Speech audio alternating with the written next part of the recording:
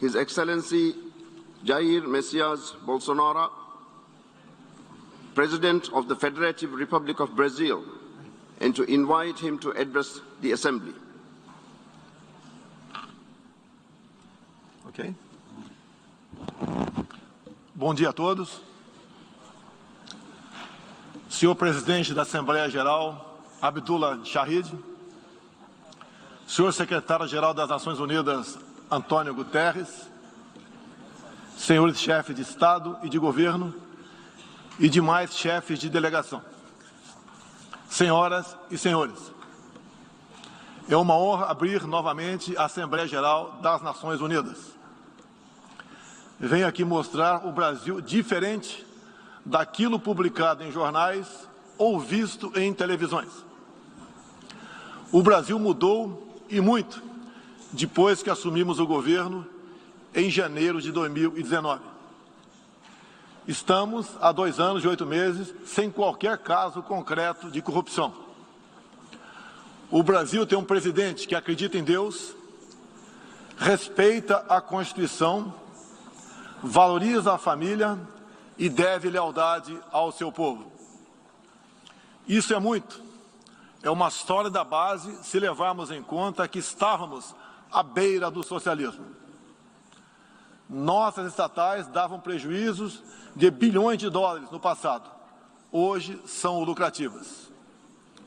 Nosso Banco de Desenvolvimento era usado para financiar obras em países comunistas, sem garantias. Quem honrava esses compromissos era o próprio povo brasileiro. Tudo isso mudou.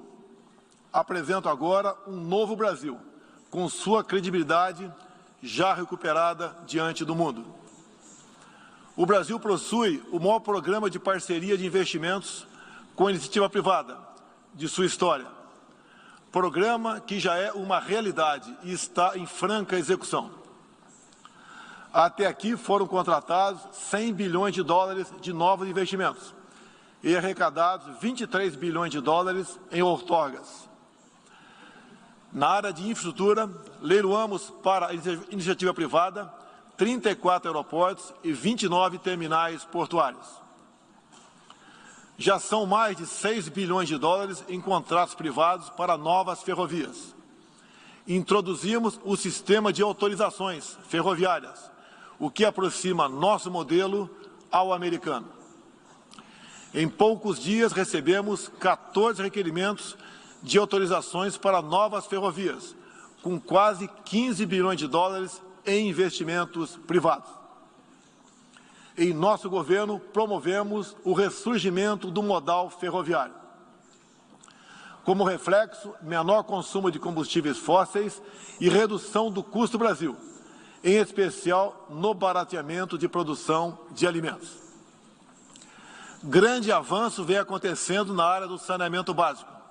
O maior leilão da história do setor foi realizado em abril, com concessão ao setor privado do serviço de distribuição de água e esgoto no estado do Rio de Janeiro.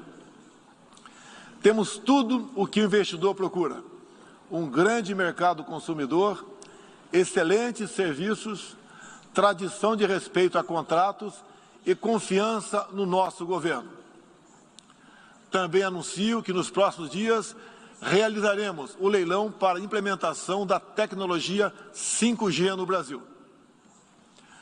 Nossa moderna e sustentável agricultura de baixo carbono alimenta mais de 1 bilhão de pessoas no mundo e utiliza apenas 8% do território nacional. Nenhum país do mundo possui uma legislação ambiental tão completa quanto a nossa. Nosso Código Florestal deve servir de exemplo para outros países. O Brasil é um país com dimensões continentais, com grandes desafios ambientais. São 8,5 milhões de quilômetros quadrados, dos quais 66%, 2/3, são vegetação nativa, a mesma desde o seu descobrimento em 1500. Somente no bioma amazônico, 84% da floresta está intacta. abrigando a maior biodiversidade do planeta. Lembro que a região amazônica equivale à área de toda a Europa Ocidental. Antecipamos de 2060 para 2050 o objetivo de alcançar a neutralidade climática. Os recursos humanos e financeiros destinados ao fortalecimento dos órgãos ambientais foram dobrados, com vistas a zerar o desmatamento ilegal. E os resultados desta importante ação já começaram a aparecer. Na Amazônia, tivemos uma redução de 32% do desmatamento no mês de agosto, quando comparado a agosto do ano anterior. Qual país do mundo tem uma política de preservação ambiental como a nossa? Os senhores estão convidados a visitar a nossa Amazônia. O Brasil já é um exemplo na geração de energia, com 83% advinda de fontes renováveis.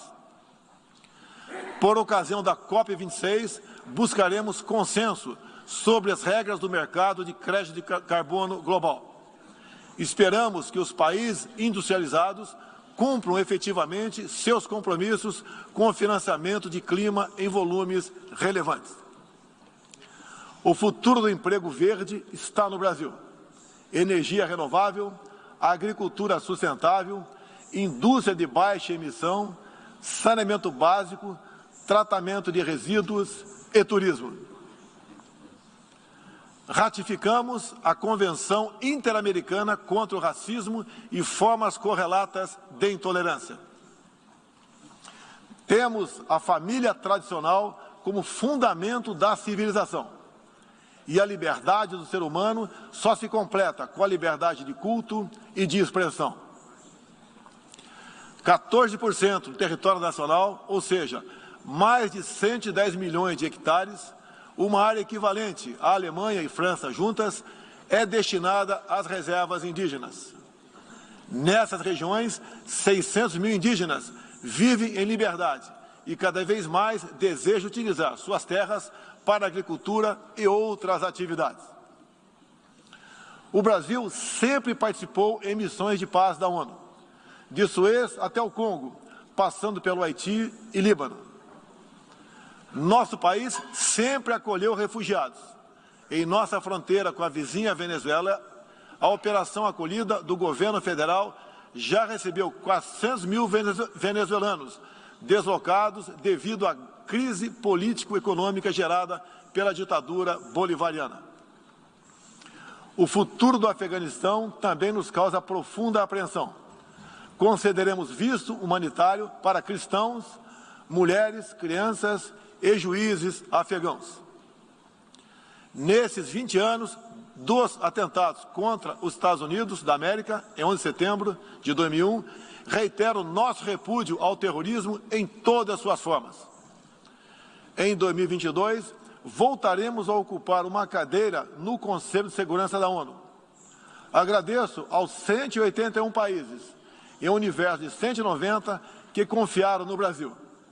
Reflexo de uma política externa séria e responsável, promovida pelo nosso Ministério das Relações Exteriores. Apoiamos uma reforma do Conselho de Segurança da ONU, onde buscamos um assento permanente. A pandemia pegou a todos de surpresa em 2020. Lamentamos todas as mortes ocorridas no Brasil e no mundo. Sempre defendi combater o vírus e o desemprego de forma simultânea e com a mesma responsabilidade. As medidas de isolamento e lockdown deixaram um legado de inflação, em especial nos gêneros alimentícios no mundo todo. No Brasil, para atender aqueles mais humildes, obrigados a ficar em casa por decisão de governadores e prefeitos e que perderam sua renda, concedemos um auxílio emergencial de $800 para 68 milhões de pessoas em 2020. Lembro que terminamos 2020, ano da pandemia, com mais empregos formais do que em dezembro de 2019, graças às ações do nosso governo com programas de manutenção de emprego e renda que nos custaram cerca de 40 bilhões de dólares.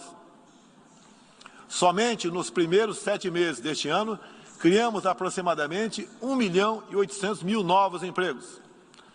Lembro ainda que o crescimento para 2021 está estimado em 5%.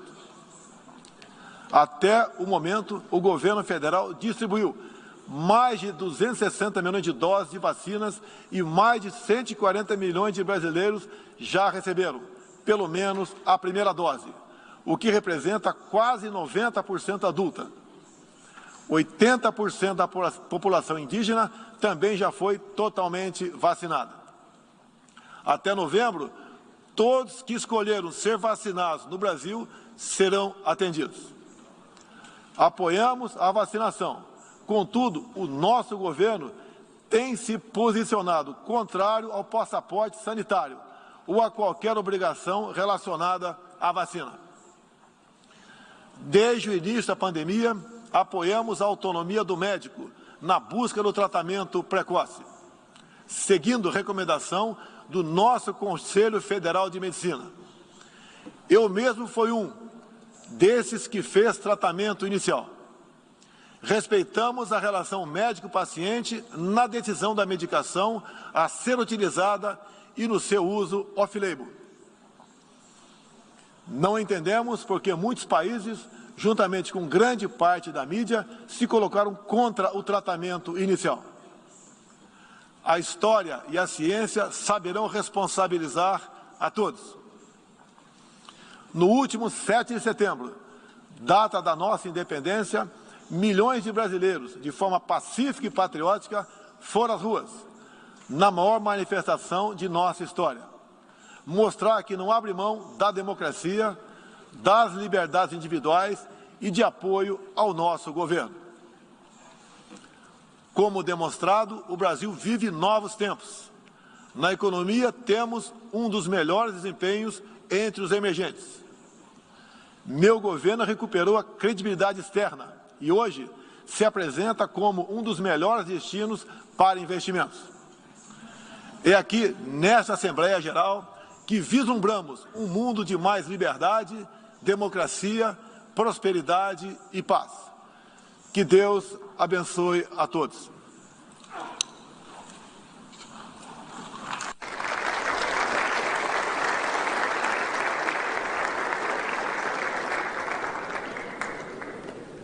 On behalf of the General Assembly, I wish to thank... Tá aí, esse foi o discurso de abertura do presidente Jair Bolsonaro na Assembleia Geral das Nações Unidas em Nova York.